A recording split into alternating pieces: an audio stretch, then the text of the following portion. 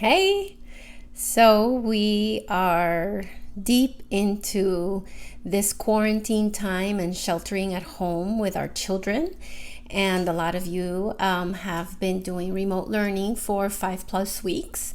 And hopefully by this time, if you have been consistent in your response and you have maintained it in a routine and you have teamwork with all the caregivers in your home, then it should be finally sort of running smoothly. Nah, right? That's not what's happening, right?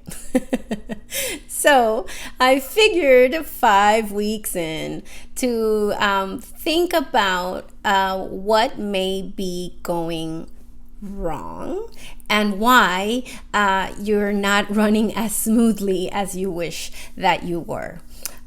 So first and foremost, a lot of you have told yourself that the children have been doing this for a while and they need you to just go from their bedroom to their desk to start remote learning. And you're telling yourself, what am I doing wrong and why is my house a mess?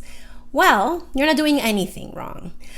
Please, the number one thing that everybody has to do from here on out is to expect this to be messy for a while. And a lot of children from as young as 3 to all the way to 24, what they're doing in the morning when they're not moving in the minute that you tell them to move is that they are flexing the muscle of frustration tolerance, right? We do it as adults. A lot of us at 10 o'clock, including myself, we're convincing ourselves whether we're going to brush our teeth, whether we're going to take off our contact lenses, whether we're going to clean our faces and take the makeup off. And we talk ourselves into getting up and being responsible and doing what we don't want to do. Well, children under 5 do not have that muscle. Children between 5 and 7 need assistance to be reminded of knowing that you understand that they're frustrated, but we have to do frustrating things to feel proud later. And the teenagers are doing what we do, kind of like going, ugh. So if they're moving slowly, if they're whining towards the computer, if they're stomping towards the computer, if they're asking you to be near them so they could put on their little clothes because they're 5, 6, or 7, it's okay. That doesn't mean that you're doing things wrong. It just means that they are being children. Now, number 2. A thing that all of you may be doing that is not the best thing is that you're not being concrete about the rules. You're telling your children to listen. You're telling your children to go to school. You're telling the children, I expect you to clean this up and finish it up. And unfortunately, for no age group is this specific enough. So for the little ones, when you tell them, hey, your teacher knows that you're listening when she sees your eyes, your body, and your ears facing the screen. That's a better way to tell them to listen. Now, quick caveat. You're not going to do that while your child is at school. What do I mean by that? So that's number 3, right? Number 1, don't expect it to be messy. Number 2, be specific with your rules. Number 3, stop micromanaging the remote learning time. All you have to do is set them up in a specific place. Choose 2 places just in case. They can choose to do their work at the dining room table or at their desk every day at the same time, with their computer. This is good for a lot of school age kids because teachers are telling you when to be on.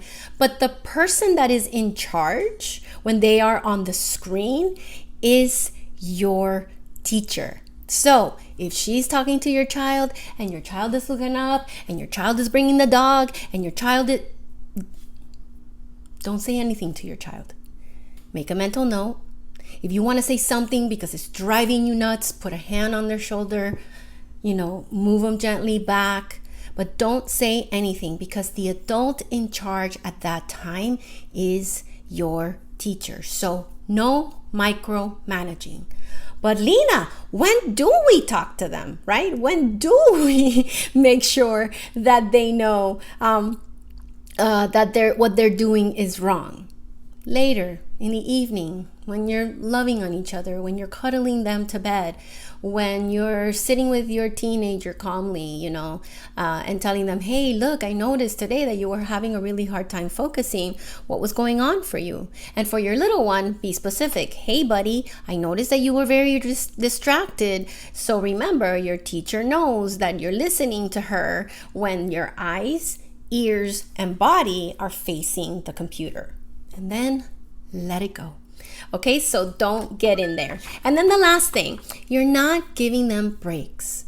For some of you, you imagine that your child should be able to focus, for 45 minutes to 50 minutes. Because a lot of you are imagining, well, they used to do it at school. No, they didn't. When they were at school, in those 50 minutes, there was a lot of circles of different interactions. The teacher talking to the entire classroom, the students talking to one another, the teacher redirecting them back to the work, which is the stuff it is really hard for a lot of you to do because you are also working from home.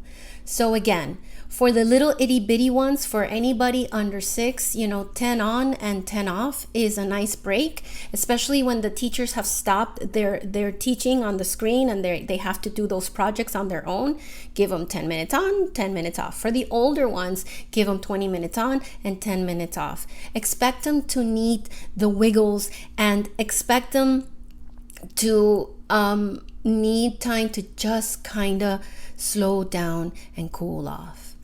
Okay, so hang in there. It's supposed to be messy. Remember, they're dealing with frustration tolerance.